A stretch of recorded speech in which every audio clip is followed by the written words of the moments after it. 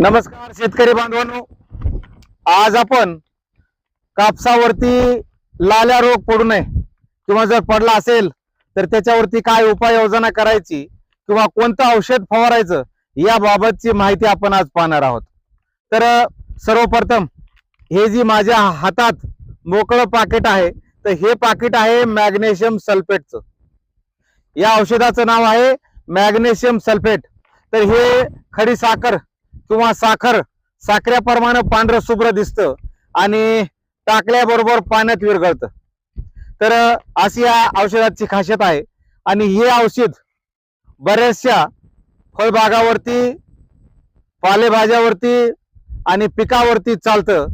तर हे काय काम करतं, आपल्या कपाशीचे किंवा कोणत्याही पिकाचे जर का पिवळे पानं पडत असतील, लाल पानं पडत असतील, आपण त्याला साधारणतः लाल्या रोग असं म्हणतो, तो जर पडत असेल किंवा पडला असेल तर हे औषध फवारल्याने अजिबात लाल्या रोग राहत नाही किंवा तो लाल्या रोग पडत नाही।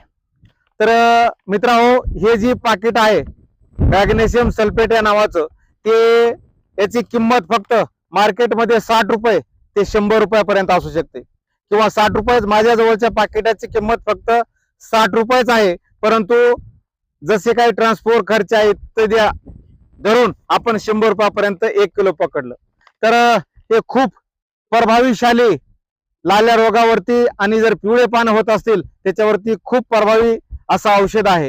हे नक्की आपल्या कपाशीवरती एकदा फवारून पहा आणि याचा खूपच चांगला रिझल्ट आहे।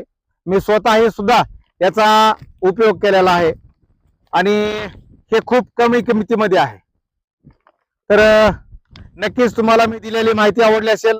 मित्रांनो, माझं हे यूट्यूब चॅनल मी शेतकऱ्यांसाठी किंवा ग्रामपंचायतची नवनवीन माहिती, शासनाची जे काही GR असतात, शासनाची नवनवीन माहिती, बरेचशी माहिती मी आपल्याला माहितीविषयी, शासनाच्या माहितीविषयी किंवा GR विषयी बरीचशी माहिती मी देत असतो।